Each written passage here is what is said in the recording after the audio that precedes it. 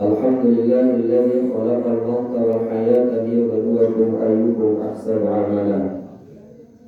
Alhamdulillahilladzi hadana li hadza wa ma kunna linahtadiya laula an hadana Allah. Asyhadu an la ilaha illallah wahdahu la syarika lah wa asyhadu anna sayyidana wa nabiyyana Muhammadan abduhu wa rasuluhu alladzi la nabiyya ba'da. Allah Ta'ala fil Qur'anil Karim, a'udzu billahi minasy syaithanir rajim. Bismillahirrahmanirrahim. Ya ayyuhalladzina amanu taqullaha haqqa tuqatih wa la tamutunna illa wa antum muslimun. Shadaqallahul 'azim wa shadaqa rasuluhun nabiyul karim wa nahnu 'ala dzalika minasy syahidin wa syakirin. Walhamdulillahi rabbil alamin. Puji syukur kita kehadirat Allah Subhanahu wa Ta'ala, sembari mengucapkan Alhamdulillah. Kita senantiasa mengucapkan Alhamdulillah, senantiasa mengucapkan Asyukru Lillah. Maknanya sama, pujian kepada Allah Subhanahu wa Ta'ala. Tapi ternyata ada sedikit perbedaan di dalam penempatan. Di dalam hadis Rasulullah sallallahu alaihi wasallam, bahwasanya dalam kitab Tafsirul Ayatul Ahkam As-Sabuni, di situ dijelaskan kalau alhamdu itu ialah bentuknya bentuknya umum. Bagaimanapun kondisi kita, keadaan kita, boleh kita mengucapkan alhamdulillah. Diberi kesehatan, alhamdulillah. Diberi penyakit, alhamdulillah. Diberi rezeki, alhamdulillah. Tak diberi rezeki, alhamdulillah. Boleh. Diberi istri satu, alhamdulillah. Istri dua, alhamdulillah. Boleh, alhamdulillah. Diberi kehidupan, alhamdulillah. Diberi kematian, mana mati, alhamdulillah. Ada hadis Rasulullah sallallahu alaihi wasallam bahwasanya idza mata waladul 'abdi, apabila meninggal dunia anak seorang hamba, faqala Allah Ta'ala lil malaika, maka Allah akan berkata kepada malaikat, hal qabattum waladul 'abdi, wahai malaikat, apakah kalian sudah mencabut nyawa anak hambaku tersebut? Ini dalam artian bukan pula Allah tak tahu, Allah Maha tahu. Faqalu, malaikat menjawab, na'am qabatna, ya sudah kami cabut ya Allah. Baru ditanya lagi, apa yang dikatakan? Famadza qala al-'abdu, apa yang dikatakan hamba tersebut ketika engkau cabut nyawa anaknya? Faqalu, malaikat menjawab, hamidaka wastarja'a. Dia mengucapkan alhamdulillah, memujimu dan mengucapkan kalimat istirja', inna lillahi wa inna ilaihi raji'un. Tapi kalau kita terapkan daerah kita gimana nih Pak? Pak, yuk, tetangga Bapak itu meninggal dunia itu, alhamdulillah, inna lillahi wa inna ilaihi raji'un. Apa kata orang? Nampaknya skate ini selama tetangga orang ini. Pak, yuk, istri Bapak meninggal dunia itu, alhamdulillah, inna lillahi wa inna ilaihi raji'un. Apa kata orang? Ada penggantian namanya ini katanya. Padahal alhamdulillah itu bentuknya umum. Ketika kita alhamdulillah dan mengucapkan kalimat istirja, inna lillahi wa inna ilaihi raji'un, lalu apa kata Allah? Ibnu baitan, bangunkan kalian satu istana fil jannah, di dalam surga, yusamma, yang dinamakan istana tersebut ialah istana alhamdi. Jadi oleh sebab itu kalau kita ditimpa musibah, kita tetap kembali kepada Allah Subhanahu wa Ta'ala, ternyata nilainya itu ialah di sisi Allah Subhanahu wa Ta'ala surga balasannya, yaitu istana yang akan dibangunkan oleh Allah Subhanahu wa Ta'ala di yaumil qiyamah. Itulah alhamdulillah. Tapi kalau asyukru itu bentuknya khusus. Ketika ada rezeki, asyukrulillah. Inilah perbedaannya antara alhamdulillah sama bersyukur. Mudah-mudahan pertemuan kita dirahmati oleh Allah Subhanahu wa taala. Dan mudah-mudahan doa kita tadi, yaitu terutama mendoakan almarhum Bapak Muhammad Jupri bin Bukhari Bakri yang telah meninggal 7 hari yang lalu. Sekarang malam ketujuhnya, mudah-mudahan kita doakan diampuni segala dosanya, diberikan kuburan seperti taman surga, dan dimasukkan ke dalam surga Allah Subhanahu wa taala. Dan keluarga yang ditinggalkan, mudah-mudahan keluarga yang ikhlas, keluarga yang tabah, sabar. Memang itulah yang bisa kita sampaikan sebagai sesama muslim, sabar. Tapi kalau kena belum tentu sabar, ya kan? Kita banyak terang sabar. Ini pernah kejadian di dalam kitab Muwatta Imam Malik. Di situ dijelaskan ada seorang orang alim, orang yang alim, tertakut dia senantiasa menyampaikan dakwanya, menyampaikan ceramah, bahwasanya ketika ditimpa musibah sabarlah kalian, sabar. Rupanya kena dia terkadang. Kenapa ditimpa musibah? Meninggal dunia istrinya. Meninggal dunia istrinya, sakitkan cintanya dia itu, sampai-sampai orang memberikan diam aja, termenung saja dia.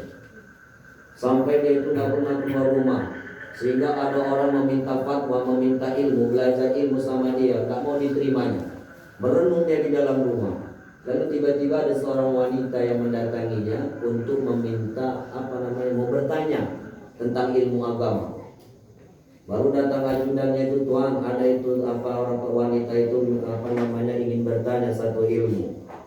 Lalu apa kata Tuhan itu? Suruh aja dia pulang, balik katanya. Lalu disampaikan, wahai ibu, balik aja lah engkau. Rupanya ibu ini nggak mau, terus bertahan dari situ depan rumah. Sebentar saja, sejenak saja saya ingin bertanya. Karena sudah lama kali ibu itu menunggu di depan, akhirnya suruh saja dia masuk katanya. Kata Tuhan tersebut, masuklah mereka. Lalu apa mau bertanya engkau? Pertanyaannya ternyata simpel. Pertanyaan simpel aja Tuhan. Apa itu? Pertama, misalnya lah ada seseorang menitipkan barang kepadaku. Misalnya menitipkan kereta kepadaku, menitipkan barang kepadaku. Rupanya pemiliknya ini pergilah entah kemana. Beberapa hari kemudian barangnya ini kupakai, sepedanya ini kupakai, kendaraannya ini kupakai. Lalu beberapa hari kemudian datang pemiliknya, ingin mengambil daripada titipannya itu kepadaku. Kira-kira wajib enggak aku berikan sama dia? Ku kembalikan sama dia barang dititipkannya? Wajib. Lalu saya ini begitu aja pertanyaannya katanya. Sudah ada pertanyaan, siapapun tahu jawabannya katanya. Ternyata di situ ada terbesit nilai hikmah yang diberikan oleh wanita tersebut. Apa itu? Bahwasanya istrimu itu titipan yang dititipkan oleh Allah Subhanahu wa taala. Itu titipan dari Allah Subhanahu wa taala. Pada satu saat sudah habis masa dia hidup di dunia ini, mau diambil titipan itu oleh Allah Subhanahu wa taala. Masakan engkau tidak ridho? Disinilah dia langsung istighfar, merenungkan nasibnya apanya ini, bahwasanya selama ini dia ini hampir yang namanya itu niaa, itu merata. Inilah salah satu yang diharamkan oleh Allah Subhanahu wa taala. Mudah-mudahan kita dirahmati oleh Allah Subhanahu wa taala. Amin amin ya rabbal alamin. Baik, yang kami hormati hari musibah di rumah ini, yang kami hormati orang-orang tua kami, bapak-bapak, ibu-ibu, hadirin hadirat yang dirahmati oleh Allah Subhanahu wa taala. Bahwasanya suatu hari ada dari Bani Salamah, ada suatu kelompok itu mendatangi Rasulullah sallallahu alaihi wasallam. Ya Rasulullah, ibuku, ayahku telah meninggal dunia. Ibuku, ayahku telah meninggal dunia. Lalu, apakah aku masih bisa berbuat baik kepada dirinya yang telah meninggal dunia? Dijawab oleh Rasulullah sallallahu alaihi wasallam, "Iya, engkau masih bisa berbuat baik kepadanya walaupun dia telah meninggal dunia." Lalu apa kata Rasulullah? Di antara yang bisa engkau berikan berbuat baik kepadamu itu pertama ialah al-istighfarulah. Senantiasa mendoakan untuk keduanya. Kita pasti sama hafal itu doa untuk kedua orang tua. Apa doanya? Allahumma ighfir lana dzunubana wa liwalidayna warhamhuma kama rabbayana shaghira. Kan itu jelas bahwasanya dalam hadis Rasulullah, idza mata, apabila meninggal dunia anak seorang hamba ataupun manusia meninggal dunia, maka amalnya itu terputus kecuali 3. Yang meninggal itu nggak bisa melakukan sesuatu kecuali 3 ini terus mengalir, yaitu waladun sholih yad'u lah, anak yang soleh yang senantiasa mendoakan keduanya. Ternyata di sini ditafsirkan anak yang soleh itu bukan harus anak yang baik. Yang tadinya dia tidak baik selama hidup bersama orang tuanya, ketika meninggal dunia, di situ baru dia berbuat baik, berdoa, ternyata doanya itu sampai kepada kedua orang tuanya. Oleh sebab itu senantiasalah mendoakan kepada kedua orang tua yang telah meninggal dunia. Karena dikisahkan bahwasanya Imam Al-Baqillani dalam kitab Daqaiqul Akhbar dijelaskan bahwasanya suatu hari dia ini bermimpi. Lalu bermimpi dia ternyata di dalam satu kuburan. Yang dalam kuburan itu keluar semuanya. Mayat-mayat itu keluar semuanya. Lalu suatu hari dilihatnya semuanya itu ada cahaya, ada mangkok, ada cahaya dalam mangkok tersebut. Bercahaya semuanya yang ada di kuburan tersebut. Ternyata dilihatnya ada satu orang yang tidak bercahaya, yaitu seorang ibu, seorang wanita tua yang tidak ada cahayanya. Lalu disamperinya, "Wahai ibu, saya lihat ini yang lain ini ada cahayanya ini. Kenapa engkau ini tidak mempunyai cahaya?" Lalu apa kata ibu tersebut? "Wahai Tuhan, inilah doa-doa daripada anak-anak mereka, cahaya inilah. Bantuan-bantuan anak mereka lah, doa-doa daripada keluarga mereka, doa-doa saudara mereka, inilah sampai kepada mereka. Sementara anakku itu ialah orang yang tak taat kepada Allah Subhanahu wa ta'ala. Tidak pernah mau mendoakan aku, tidak pernah mau dia itu bersedekah untukku, tidak mau dia mau membaca Al-Quran itu kepadaku. Sehingga apa yang ia lakukan? Yang ia lakukan itu ialah maksiat senantiasa, yaitu judi, ya, mabuk-mabukan, berzina. Itulah yang ia lakukan. Sholat pun tak pernah dia. Makanya aku tidak mendapatkan cahaya." Lalu ditanya, "Yang mana anakmu?" Dikasih tahu, "Tinggalnya di sini, di sini, di sini." Terbangun Imam Al-Baqillani tadi, tersentak dia terbangun, lalu dikejarnya apanya, dicarinya alamat tersebut. Ternyata dijumpainya ada seorang anak, ditanyanya, "Apakah ibundamu telah meninggal dunia?" "Ya, benar, telah meninggal dunia." "Tahukah engkau bahwasanya dia di alam barzakh sana menunggu daripada doa-doamu? Tapi karena engkau senantiasa maksiat, tidak pernah sholat, tidak pernah berdoa, tidak pernah bersedekah, maka ibundamu di sana itu menunggu daripada doa-doa kalian." Melihat itu, mendengarkan itu, menetes air mata anak tersebut. Menangis dia. Lalu taubat dia kepada Allah Subhanahu wa ta'ala. Dari situlah dia mulai berdoa, mulai dia bersedekah, mulai dia sholat, mulai dia berbuat baik. Dan didoakannya kepada kedua orang tua, kepada ibundanya tersebut. Beberapa waktu kemudian, ternyata Imam Al-Baqillani bermimpi lagi. Dilihatnya lagi, ternyata ibu ini cahayanya yang paling luar biasa cahayanya. Ternyata itulah hasil daripada doa anak-anaknya tersebut selama hidup di dunia. Oleh sebab itu, anak yang ditinggalkan di rumah ini senantiasalah mendoakan orang tuanya ataupun mendoakan ayah andanya yang telah meninggal dunia. Selanjutnya apa? Yang bisa kita sampaikan itu ialah qiraatul Quran, membaca Al-Quran. Kalau bisa perlu dikhatamkan Al-Quran tersebut 30 juz. Misalnya entah berapa anaknya, ada 2 anaknya ataupun sama ibundanya, dibagi-bagi, hari ini baca berapa lembar, besok berapa lembar. Kalau bisa dikhatamkan. Kalau juga tidak bisa dikhatamkan, bacalah surah Yasin. Bacakan surah Yasin. Senantiasa baca surah Yasin. Yasin wal Qur'anil Hakim innaka laminal mursalin. Kalau nggak bisa juga, bacalah surah Al-Fatihah. Bacakan surah Al-Fatihah, doakan untuk almarhum yang telah mendahului kita. Kalau juga tidak bisa Al-Fatihah, inna lillahi wa inna ilaihi raji'un. Al-Fatihah pun nggak hafal, cuma itu lagi. Ya kan, Al-Fatihah itu kan rukun daripada sholat. Dalam artian apa? Baca. Karena apa? Dijelaskan bahwasanya ada kisah juga lagi dalam kitab I'anatul Talibin, yaitu sama, hampir sama dia, bermimpi dia. Dilihatnya itu orang semua mengutip sesuatu di kuburan tersebut, mengutip. Lalu ada yang nggak mau mengutip, tenang saja dia. Ditanya oleh Syekh ini, kenapa engkau nggak mengutip? Itu doa-doa daripada kaum muslimin dan muslimat kepada mereka. Berarti doa kita, Allahumma ighfirlil muslimina wal muslimat, itu saudara kita yang telah meninggal dunia itu sampai kepada mereka. Oleh sebab itu doalah yang baik untuk saudara kita. Terkadang ini doa kita luar biasa. Tengoklah di tong-tong sampah itu doanya. Gak enak aja mendengarnya, gak enak membacanya. Siapa yang buang sampah di sini miskin 7 keturunan katanya. Ada berani lagi. Apalagi zaman sekarang ini. Saya lihat itu daerah mana, siapa yang buang sampah di sini mudah-mudahan kena penyakit corona katanya.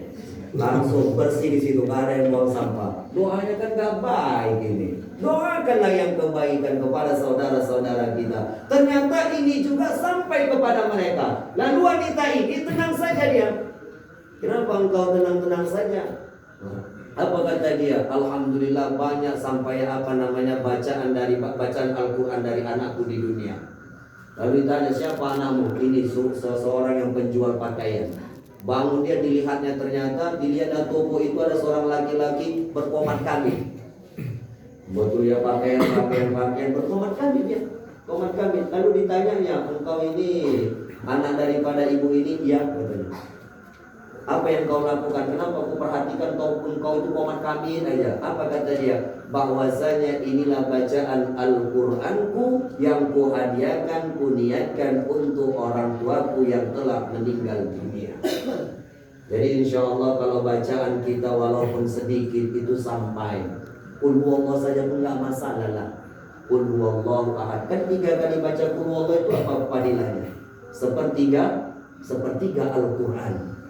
3 kali kita membaca Qul huwallahu itu sama seperti mengkhatamkan Al-Quran.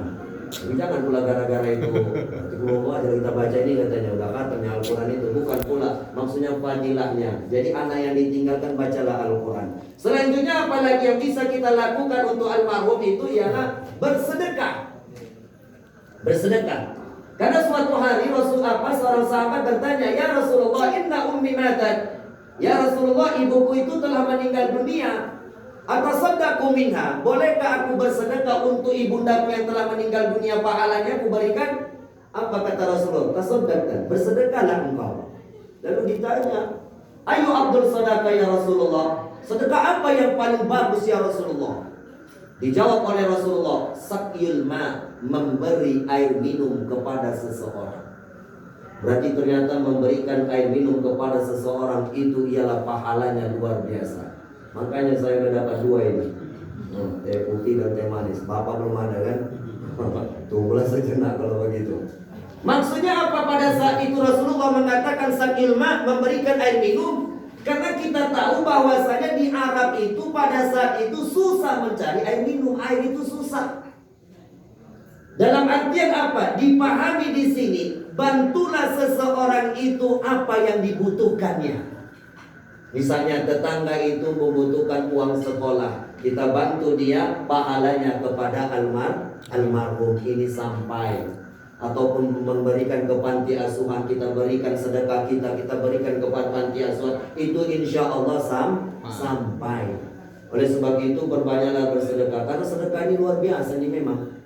Karena dalam hadis Rasulullah itu bahwasanya bersedekah itu ialah bisa mencegah kita dari mara bahaya ataupun musibah.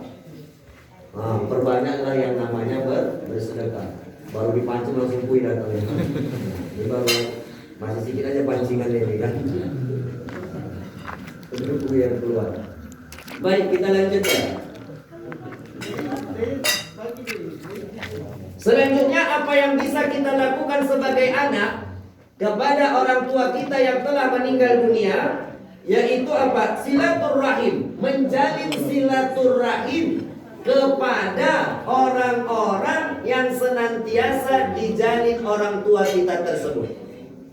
Misalnya ayah andanya itu senantiasa pergi ke rumah pamannya, kita bersilaturahim. Misalnya lagi ayahanda kita ini ikut STM Majelis Taklim, ikut kita datang untuk melanjutkan daripada usaha silaturahim yang dilakukan orang tua kita. Itu ternyata salah satu berbuat baik kepada almarhum ataupun almarhumah. Selanjutnya apa yang harus kita lakukan? Yaitu melaksanakan wasiat daripada orang tua kita yang telah meninggal dunia. Orang tua itu pasti wasiatnya itu baik-baiknya itu. Tapi wasiat yang baik lah. Kalau nggak baik itu jangan pula diikuti. Misalnya, nah nanti ketika bapak udah meninggal dunia, kau colong aja itu mangga ibu sebelah itu. Jangan pula dilanjutkan. Walaupun itu amanah jangan dilaksanakan. Karena apa? Itu dilarang oleh Allah Subhanahu wa Ta'ala. Itulah salah satu di antara amal ibadah yang bisa kita lakukan untuk kedua orang tua kita yang telah meninggal dunia. Sekarang kita yang sekarang menyaksikan bagaimana kita di sini menyaksikan itu ialah ada seseorang muslim yang beriman kepada Allah Subhanahu wa Ta'ala telah dijemput oleh Allah Subhanahu wa Ta'ala nyawanya.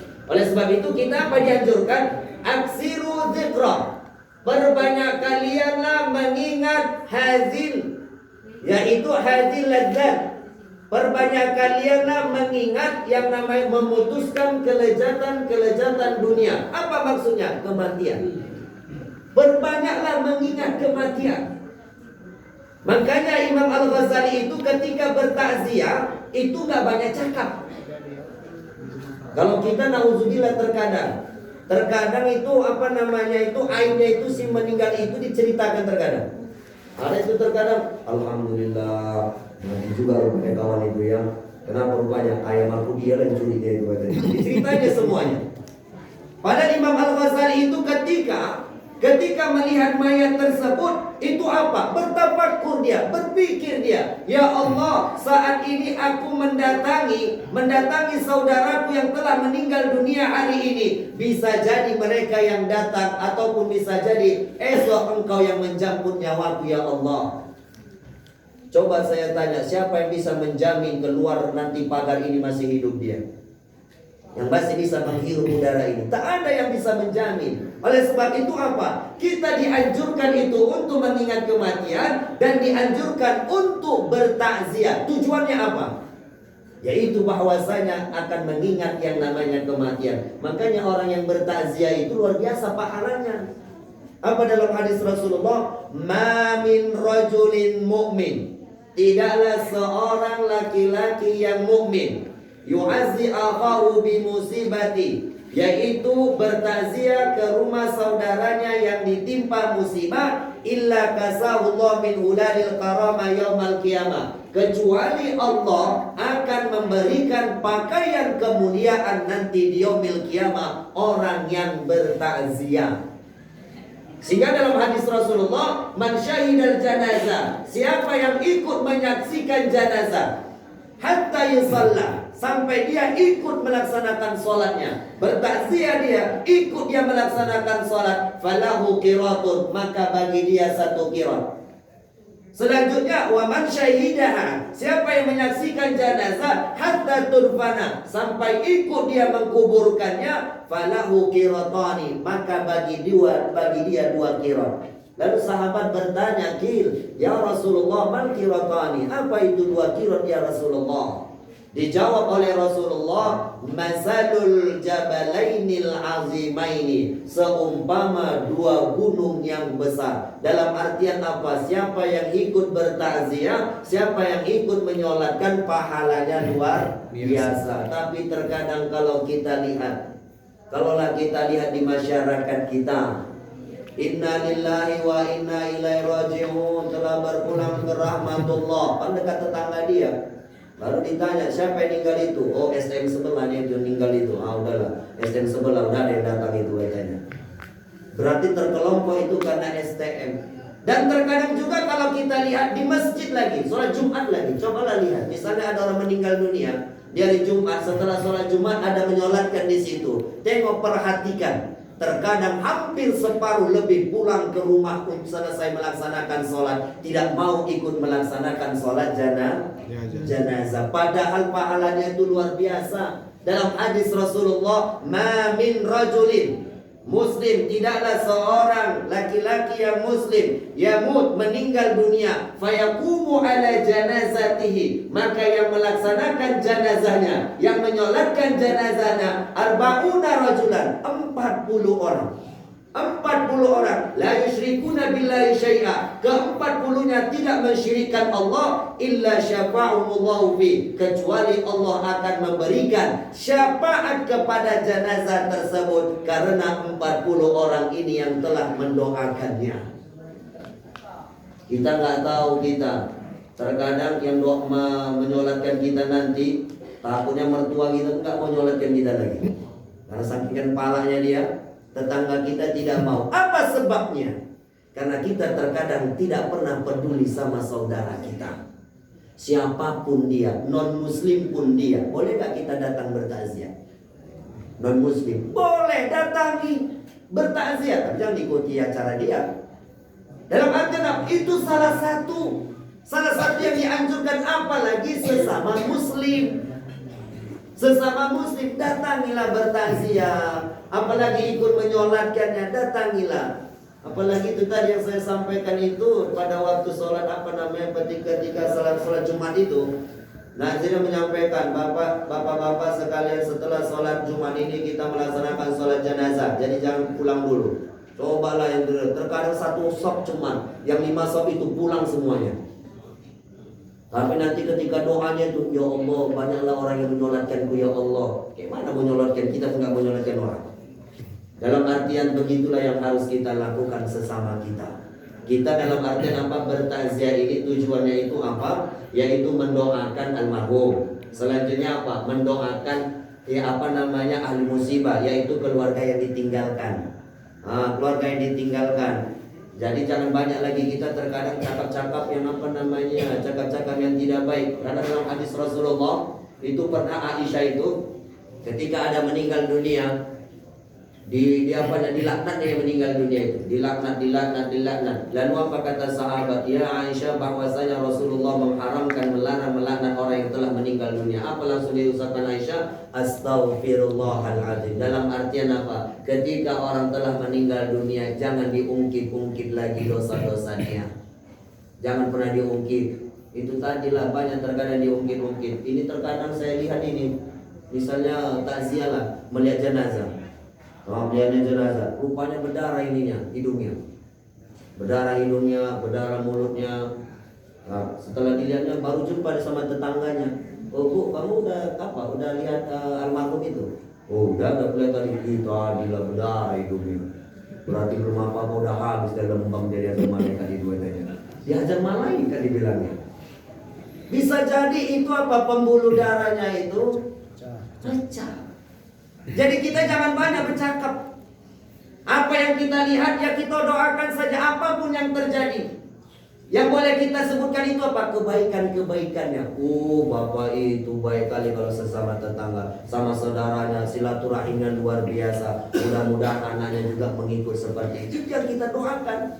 Jangan sebaling-baliknya. Keburukan-keburukan itu harus dilupakan ataupun dimaafkan kalau ada sesuatu kejadian sama kita. Baik, yang terakhir ialah bahwasanya yang kita harus lakukan, perbaikilah amal ibadah kita sebelum nyawa di kerongkongan.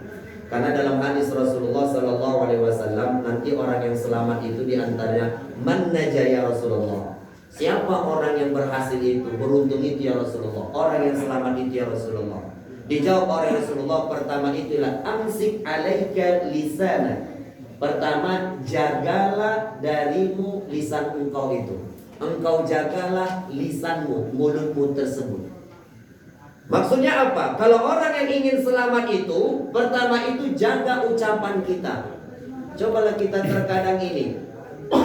memfitnah orang, menghina orang, mencaci orang, merendahkan orang lain. Oh Ustaz, nggak ada kami dengan mulut, tapi dengan tangan aja, WA. Kan banyak itu media sosial itu mengirimkan berita-berita hoax, berita-berita bohong. Hati-hati kalau itu kita lakukan, kita yang mempertanggungjawabkannya.